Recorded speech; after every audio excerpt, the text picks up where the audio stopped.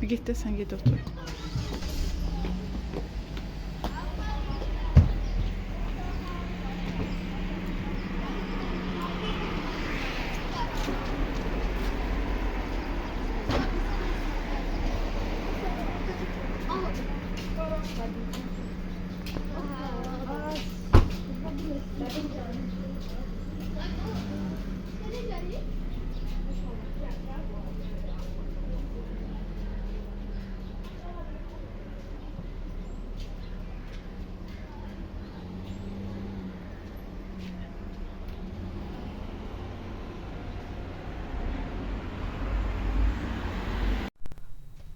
Sara yatmışkən dedim buranı da yığım. Hər dəfə bir mebelin bir gözünü yığıram. Hamısı birlikdə alınmır yığmaq. Ona görə Sara yatmışkən buranı da yığım. Bu kəkotudur. Yayda yığmışdıq, qurutmuşduq. İndi çaya tökürük. Elə xoşumuz gəlir içmək. Uşaqlar da sevirlər. Burada Novruz bayramından qaldı bunlar. İndi saxlayım. Əgər gələn il işlətmək olsa işlədərəm, olmasa təzəsini alaram. Bu kraskalardan çox xoşum gəldi. Yumurtanı çox qəşəng bəzəyirlər. Qəşəng rəngləri olur. Bunu da yeni ildə almışdıq. Uşaqlara görə bura qoymuşam götürməsinlər. Hərdən yandırırlar. İndi buranın hamısını boşaldım ki buranı silim. Çünki burada otlar qoymuşuq. Belə buralar bulanıbdır. Buralar silim təmizlənsin ki təzədən yerinə yığım artıq. Bunu da Sara balaca olanda almışdıq. Şüy çayı köpünə görə dəmləyirdim, verirdim. Amma məncə artıq bu bizə lazım deyil. Yəqin ki artıq sroku da keçib. Gərək baxım keçibsə bunu tulluyum. Yox, hələ var kimi 25'e kimi. Onu da saxlayayım. Bir də nəyəsə lazım olar.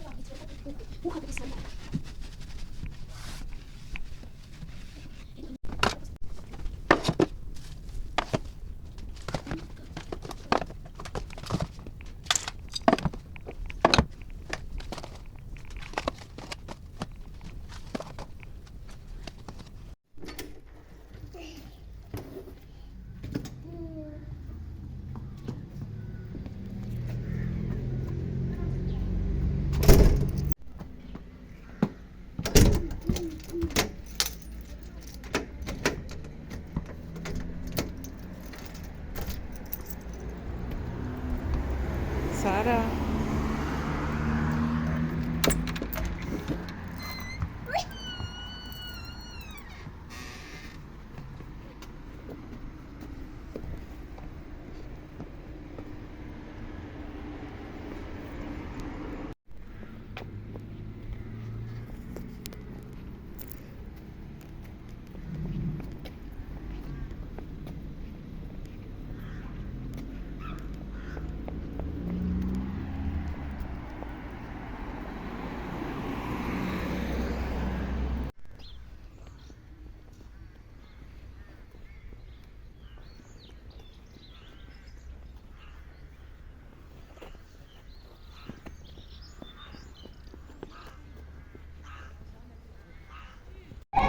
Kaçma.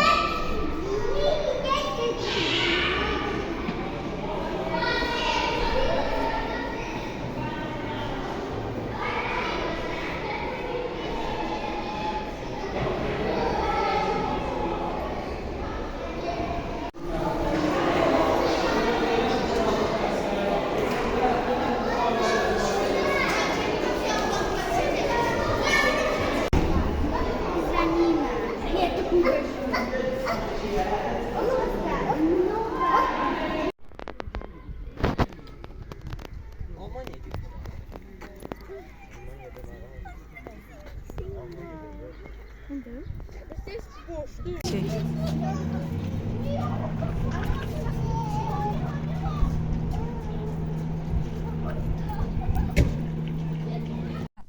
Один карандаш дешевле одной книги на 2 маната.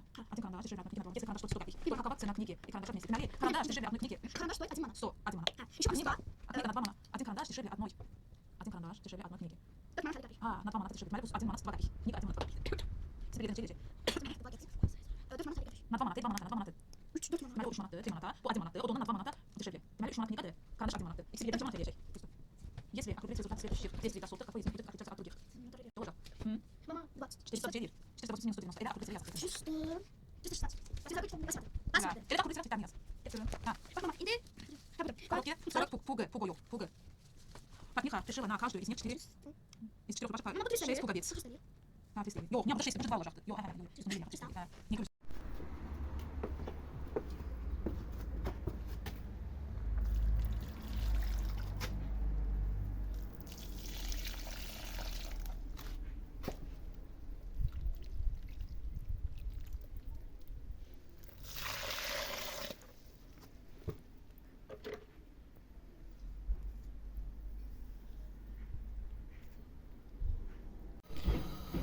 Uşaqlar məndən kakao istədilər. Onu eləyirəm onlara.